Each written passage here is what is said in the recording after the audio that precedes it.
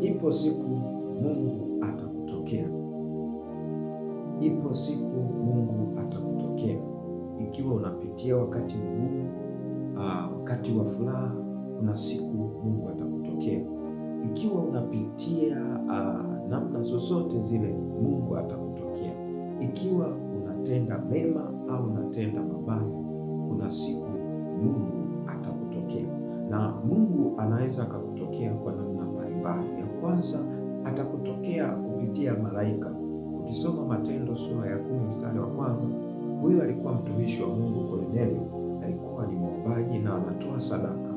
Mungu alimtokea akasema, sala zako na maombi yako na sadaka zako zimefika mbinguni na wamekuwa ni ukumbusho mbele za Mungu. Kwa hiyo kuna vitu ambavyo Mungu alimtokea ili amweleze yale yampasayo kwa habari ya injili ya Yesu Kristo, na alipokea, aliweza kuitendea kazi. Kwa hiyo alitokewa, alikuwa anatoa, alikuwa anaomba.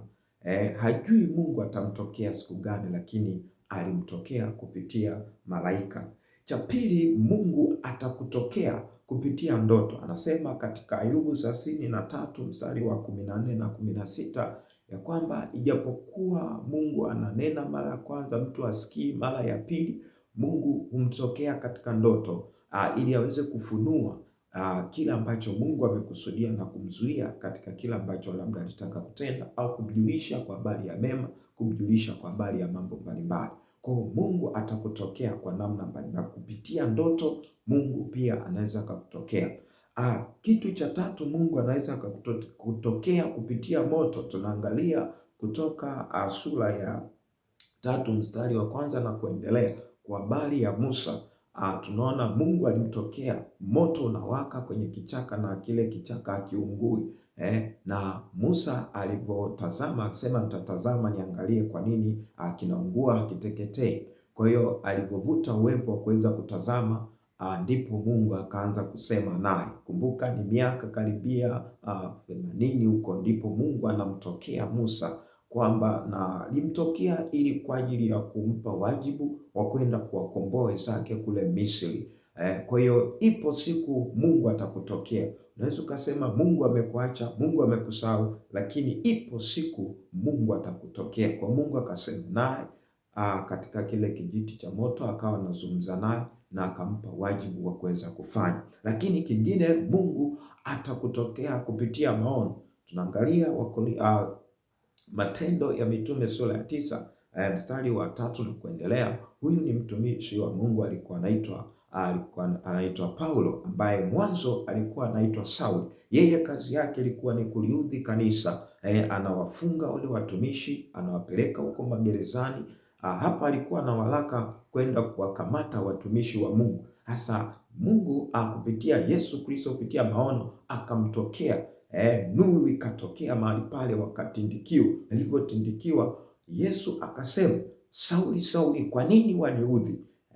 Akasema, ni nani Bwana? Ni nani anayekuudhi? Akasema, ni mimi Yesu ambaye unaniudhi. Kwa hiyo Sauli alikuwa anafanya vile, anasema anakuwa yamkini alikuwa anajifarija kwamba Mungu hawezi akamtokea, kila anachokifanya ni yupo sahihi. Hapana. Kwa hiyo Mungu akaja kumpinga. Nimekwambia, uwe unafanya mema, uwe unafanya mabaya, ipo siku Mungu atakutokea. Na akamwambia kwamba peleka watu kule kwa Anania ili waweze kukueleza ya kupasayo, kwa sababu ile njia aliyokuwa anaiendea haikuwa inampasa kuiendea. Kwa hiyo akampeleka watu kwa Anania, wakaenda kumwita na akaweza kuombewa, akaambiwa habari za Yesu Kristo. Kwa hiyo ipo siku Mungu atakutokea kwa namna yoyote ile, kwa namna yote ile. Kingine, Mungu atakutokea kupitia hata wanyama. Tunaangalia huyu Balaamu alikuwa ameitwa na Balaki kwa ajili ya kuwalaani wana wa Israeli. Sasa anaenda katika njia, alipokuwa anaenda, Mungu akafunua kinywa cha punda akasema. Punda aliposema, Balaamu akaendelea naye kujibizana na umeona. Malaika akajitokeza pale kupitia, kwa nini unampiga punda wako? Kwa nini unafanya hivi? Asema, kama punda wako asingefanya hivi, ningekumaliza. lakini akasema nimekuja kwa ajili ya kupinga katika njia zako, kwa sababu njia zako zimepotoka mbele yangu. Ukisoma Hesabu sura ya 22 mstari wa 8 mpaka 32 utaona.